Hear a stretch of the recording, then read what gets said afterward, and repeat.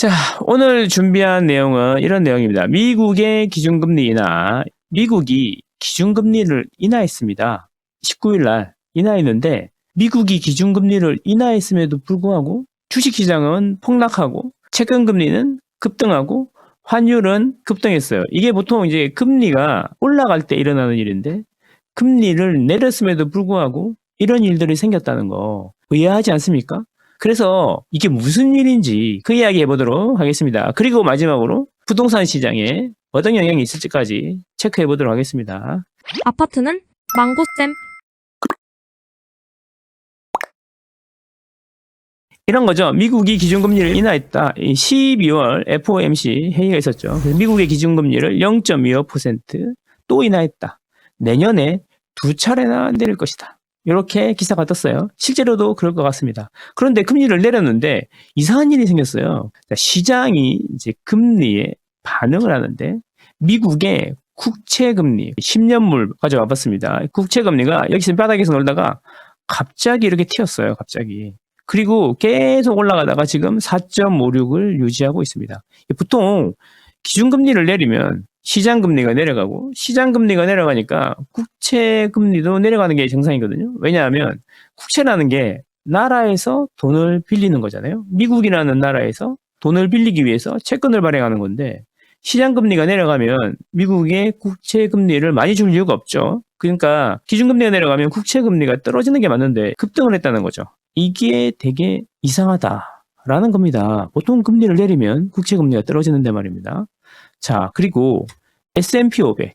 S&P 500 지수는 잘 아시겠지만 시가총액 80%를 차지하는 500개 우량 종목을 가지고 지수를 만든 거죠. 여러분이 잘 아시는 마이크로소프트라든지 엔비디아라든지 이베이, 테슬라, 애플까지 전부 다 여기에 포함되어 있습니다. 그 주가가 발표하자마자 이렇게 뚝 떨어졌다. 얼마나 떨어졌냐면은 발표 이후에 3% 이상 떨어졌다. 그리고 이제 살짝 반등하는 듯 하더니 이게 힘을 못 쓰고 있다. 이런 거죠.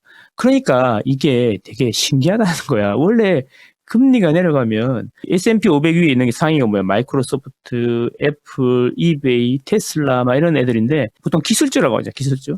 기술주는 금리가 내려가면은 돈이 펌핑이 많이 되기 때문에 주가가 오르거든요. 근데 S&P 500도 급락했다. 3% 이상. 그리고 계속 그 상태를 유지하고 있다. 이런 거죠. 참 이상하다.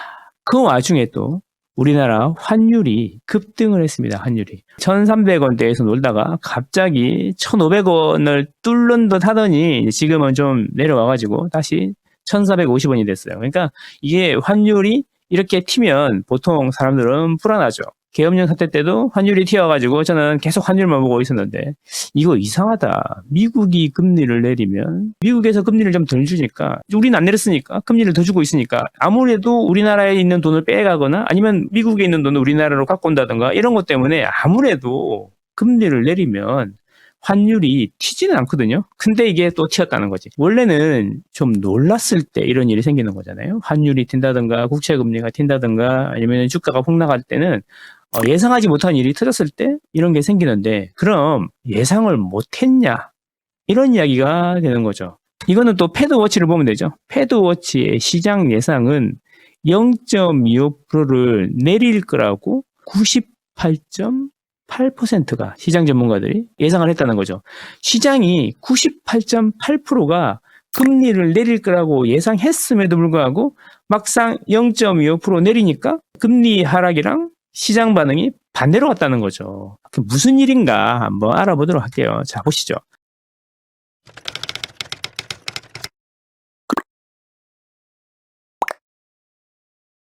문제는 있잖아요. 이 파월이 금리 인하를 발표한 후에 연설을 했는데 거기에서 촉발됐습니다. 잘 보세요. 금리 인하 속도를 조절할 것이다. 이런 이야기를 했다는 거죠. 이게 무슨 이야기냐. 앞으로 추가적인 조정에 대해서는 신중하게 판단할 것이다. 자, 금리를 단계적으로 착착착 계획대로 내리고 있었는데 이제 앞으로 내리는 거를 속도를 조절할 거고 내릴 때는 신중하게 생각할 거다. 이 이야기는 뭐예요? 앞으로 금리 내리는 속도를 줄이겠다. 이런 이야기인 거죠.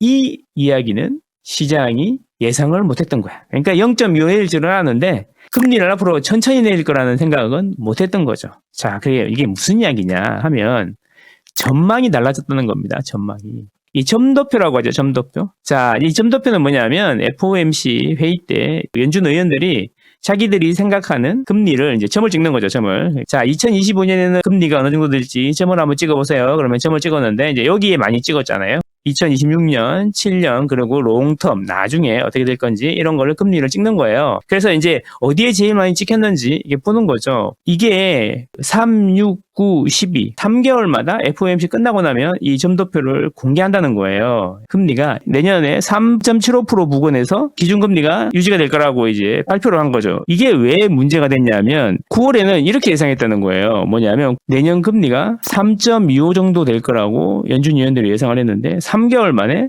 3.75가 될 것이다. 2025년에 이렇게 예상했다는 거예요. 이걸 좀 구체적으로 보면 2024년 12월에 연준 의원들이 이제 내년 금리가 3.75점에 형성이 될 거다. 이렇게 이야기한 거죠. 3.75점에. 근데 9월 달에는 그 사람들이 똑같은 사람들이 3.25 정도 될 거라고 생각했던 거죠. 내년에 3.25가 될 줄 알고 시장이 미리 반응을 해놨던 거예요. 미리 금리를 내려놓는 거지. 시장은 미리미리 움직이니까 4.25에서 3.25까지 갈 거니까 내년에 4번 정도는 내려가겠네 이렇게 생각하고 미리미리 반응을 했죠. 막상 뚜껑을 열어보니까 3개월 뒤에 3.25가 아니고 3.75 같은데 이러니까 내년에 4번 내려갈 줄 알았는데 2번 내려가는 거야? 이렇게 돼버린 거죠. 그래서 국채금리도 다시 되돌림이 일어난 거죠. 뭐냐면 2025년에 0.5포인트만 내려갈 것 같다라고 하니까 4번 내려갈 걸 대비해서 금리가 많이 떨어져 있던 게 되돌림이 된 겁니다. 이겁니다, 이거. 모두가 0.25 예상하고 있었지만 4번 떨어질 줄 알았지 2번 떨어질 줄은 몰랐다. 이런 거죠. 파월도 이제 우리가 보니까 있잖아. 내년에 3.25가 될 줄 알았는데 3.75가 될 것 같은데 금리 빨리빨리 못 내리겠다. 얘들아 금리 미리 내렸던 애들 어떡하냐. 막 이렇게 된 거죠. 그러니까 이게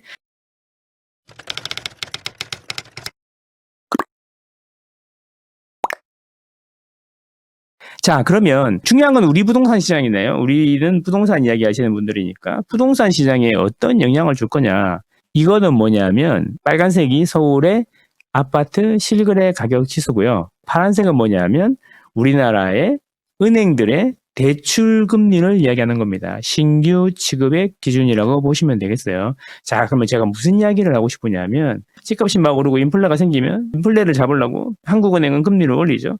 근데 이게 경험해 보셨으면 아시겠지만 어느 정도 오를 때까지는 이게 잘 버텨요, 집값이. 그러다가 어느 순간 티핑 포인트, 그러니까 임계점을 넘어가게 되면 집값이 급락하게 되거든요.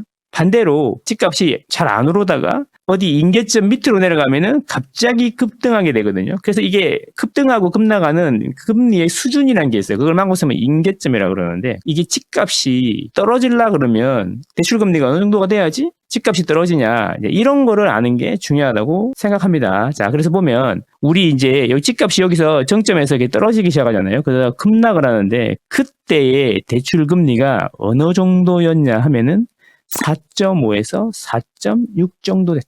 신규 취급의 기준으로 그렇다라는 겁니다. 4.5를 넘어가니까 서울 집값이 폭락하더라. 이런 겁니다.